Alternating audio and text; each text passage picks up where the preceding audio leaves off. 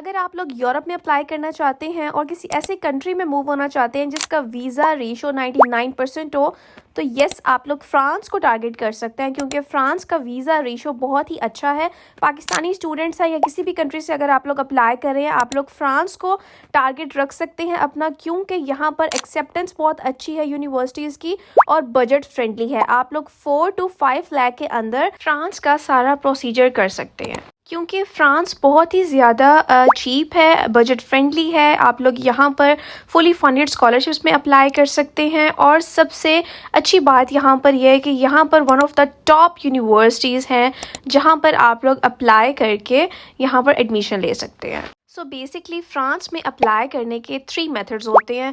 आप campus France की website पर जाकर अप्लाई कर सकते हैं, उसके अलावा आप मोन मास्टर के थ्रू अप्लाई कर सकते हैं, और कुछ यूनिवर्सिटीज़ हैं जहां पर आप लोग डायरेक्ट यूनिवर्सिटी पे पोर्टल पे जाकर अप्लाई कर सकते हैं। तो कैंपस फ्रांस का टाइम अभी चला गया है। जो लोग कैंपस फ्रांस के थ्रू अप्लाई करना चाहते थे उनका टाइम अभी निकल गया है, लेकिन अभी तक आपके पास अपॉर्चुनिटी है फ्रांस में अप्लाई करने की। आप लोगों के पास ऐसी 10 to 15 यूनिवर्सिटीज़ हैं जहां पर आप लोग डायरेक्ट पोर्टल पर जाकर अप्लाई कर सकते हैं। सबसे अच्छी बात यह है कि विदाउट एप्लीकेशन फ़ी है, आपको कोई एप्लीकेशन यहां पर सबमिट नहीं करनी और बहुत ही ईजी इनका एप्लीकेशन प्रोसीजर होता है। और फुली फंडेड स्कॉलरशिप्स में ये आपको एडमिशन देंगे। आप अगर मास्टर्स के लिए अप्लाई करना चाहते हैं तब भी आपको फुली फंडेड स्कॉलरशिप मिलेगी, और बैचलर्स के लिए भी यहाँ पर आप लोग अप्लाई कर सकते हैं।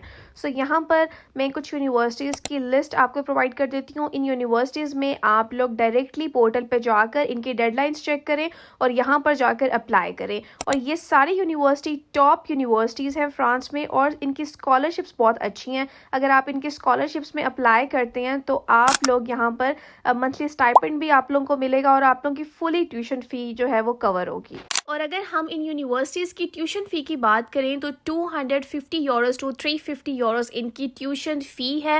लाइक इतनी कम इनकी ट्यूशन फ़ी है। यूरोप में किसी भी कंट्री की इतनी कम ट्यूशन फ़ी नहीं है, ये ना होने के बराबर है। अगर आप किसी और कंट्री को टारगेट कर रहे हैं यूरोप में, अगर आप उनकी ट्यूशन फ़ी को फ्रांस की ट्यूशन फ़ी के साथ कंपेयर करेंगे तो फ्रांस आप लोगों के पास best and budget friendly option है। और सबसे अच्छी बात यहाँ पर यह है कि आप लोगों को कोई एप्लीकेशन फ़ी यहाँ पर भरने की ज़रूरत नहीं है, और जिन स्टूडेंट के पास आइल्स नहीं है वो विदाउट आइल्स भी इस यूनिवर्सिटीज़ में अप्लाई कर सकते हैं। लाइक अगर हम पेरिस सेक्ली यूनिवर्सिटी की बात करें तो यहाँ पर आप लोग विदाउट आइल्स अप्लाई कर सकते हैं। आप लोगों के पास इंग्लिश प्रोफिशिएंसी लेटर होना चाहिए, B2 लेवल की इंग्लिश प्रोफिशिएंसी होनी चाहिए, और आपने हर यूनिवर्सिटी में हर सब्जेक्ट की अपनी रिक्वायरमेंट को रीड आउट करना है। आपने हर सब्जेक्ट की रिक्वायरमेंट के हिसाब से अप्लाई करना है। बहुत से स्टूडेंट्स ऐसे करते हैं कि वो एप्लीकेशन अपना यहाँ पर प्रोसीजर कंप्लीट करके बाद में रिक्वायरमेंट्स चेक करते हैं। अगर आपके एप्लीकेशन रिक्वायरमेंट्स सब्जेक्ट की मैच नहीं हो रही तो आप अप्लाई नहीं करेंगे, और अगर आपने सबमिट भी करवा दिया एप्लीकेशन तो आपकी एप्लीकेशन रिजेक्ट होने के चांसेस ज़्यादा होते हैं।